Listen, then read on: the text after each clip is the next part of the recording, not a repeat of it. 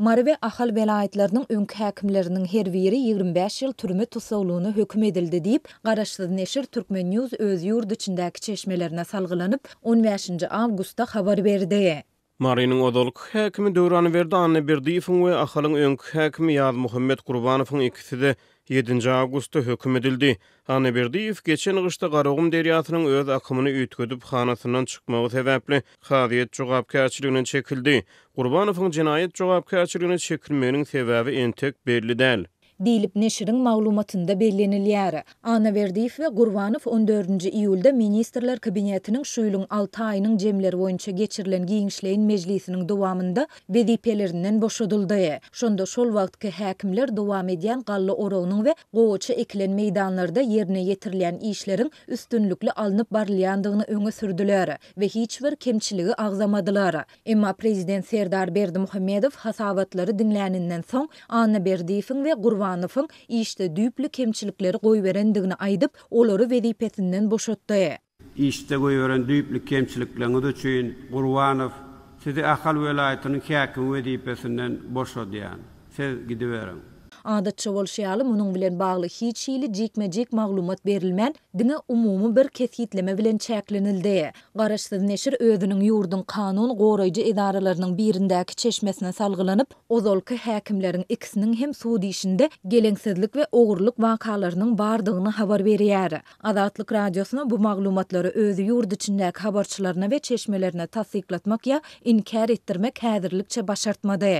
Ýöne ýatlasak 10 awgustda Azatlyk Marynyň öňkü häkiminiň tutsaw edilendigini ilkinji bolup habar berdi. Şonda ýagdaýlardan habarly çeşmelerimiz Anna Berdiýewiň maslahatyň ýa-ny tutsaw edilendigini we ol babatda derňegleriň geçirilýändigini anykladylar. Ozalky häkim mellek ýerlerini bölüp bermekde galplyga ýol berip, döwletiň emlägini bir kanun ogurlamakda aýplanýar. Onuň Mardaky we Aşgabatdaky öýleri döküldi. Köp mukdarda maliýe serişdeleri we emläkleriniň belli bir bölegi ele salyndy. Şeýle Anna Berdiýewiň ýakynlaryna ilde göze dile düşmezlik tawşyryldy. Mundan başga da Marynyň täze häkimi Begençmurat Orazow Anna Berdiýewiň ýolbaşçylyk eden döwründe oba hojalyk puwdonda goýberilen bolmagy mümkin bir düzgünçilikler boýunça giň gerimli derňegleri geçirip başlady. Bu aralykda Azatlyň Mardak habarçysy häkimiň wezipeden boşadylmagynyň izi süre sebitde howpsuzlyk çäreleriniň ýiti güýçlendirilenddigine, Mara Aşgabat gara ýolunyň ugrunda hereket edýän awtologlaryň güýçlü barlyklara sezewar edilýändigini habar berýär.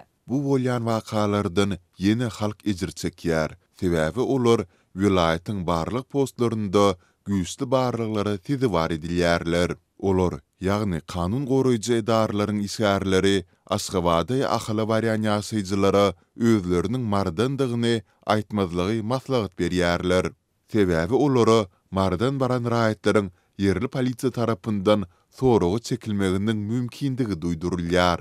Diýip habarçy 18 awgustda aýtdy. Yerli häkimetler bu çärelerin sebäpleri barada anyk düşündiriş bermeýärler. Azatlyň vilayet häkimligi bilen habarlaşyp, bu çärelerin sebäpleri barada maglumat almak synanyşyklary hem başa barmady. Ýatlasak Marda howpsuzlyk çäreleriniň güýçlendirilendigi, raýatlaryň hereketiniň çäklendirilýändigi barada sebitdäki habarçylarymyz şu aýyň 1-nji 10 günlüğünde hem habar beripdiler.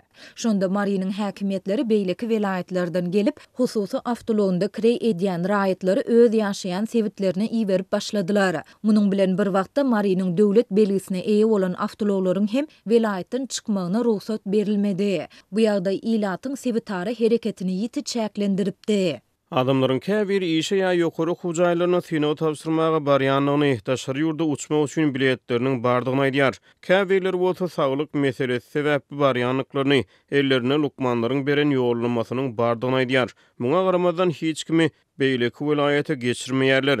Diýip ýagdaýlardan habarly çeşmämiz Marynyň Ahal welaýaty bilen serhetleşýän öňkü Owuzhan häzirki Sakarçaga etrap postundaky ýagdaýlar barada 10 awgustda gurrun beripdi. Çeşmämiz sebite gara ýollar arkaly ne adamyň salynýandygyny ne de sebitden goýberilýändigini aýdyp, marlylaryň diňe Aşgabatda däl, ese Lewap tarapa hem geçip bilmeýändigini belläpdi. Şonda da welaýatyň döwlet postlaryndaky nowatçylyk çekýän kanun goraýjylar ýolbaşçylar we polisiýa işgärleri bu çäreleriň sebäbini howpsuzlyk bilen düşündiripdiler. Ýöne muňa nämäniň sebäp bolandygy barada anyk maglumat bermendiler. Dünýäniň iň bir ýapyk we repressiw ýurtlarynyň biri hasaplanylýan Türkmenistanyň medeniýet serişdelerinde bu çäreler we olaryň sebäpleri barada hiç şeýle mesele gozalmaýar.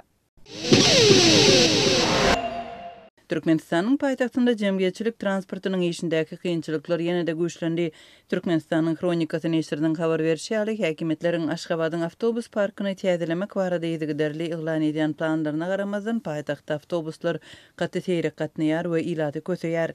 Gararsız neşriniň maglumatyna görä Aşgabatyň iň meşhur ugrlarynda şol sanda demir ýol wagzaly bilen hastahanalaryň arasynda gatnaýan awtobuslaryň wagt aralygy 1,5 sagatdan başlanýar we hatda günde diňe 2 ýedek gatnaýan awtobuslar hem bar.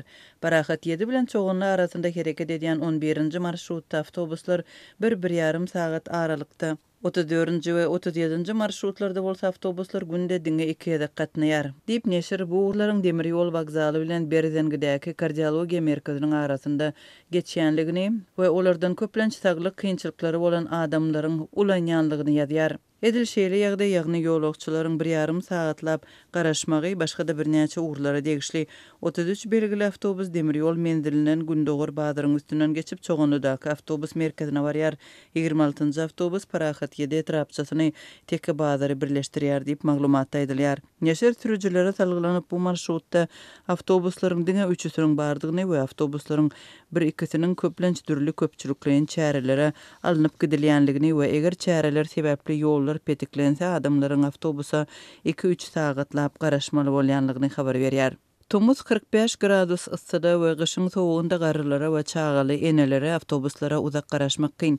Duralgolaryň hemmesi Türkmenistanyň howa şertlerine laýyklykda enjamlaşdyrylmandyr. Tomuzda ýolagçylar duralgolaryň golaýyndaky agaçlaryň kölögötünde gizlenýärler diýip Türkmenistanyň Kronikasy neşriniň habaryna görä täze awtobuslar hem könelerinde bolşýaly kondisionerler bilen enjamlaşdyrylmandyr. Awtobus Aşgabatdaky jemgyýetçilik transportynyň ýeketäk görnüşidir. Taksi hemmeler üçin el ýeterli däl. Bu aralykda gararsız neşriň belleşýäli jemgyýetçilik transportynyň işindäki bökdünçlikler paýtagtda awtobus ýetmezçiligi bilen baglanşykly däl.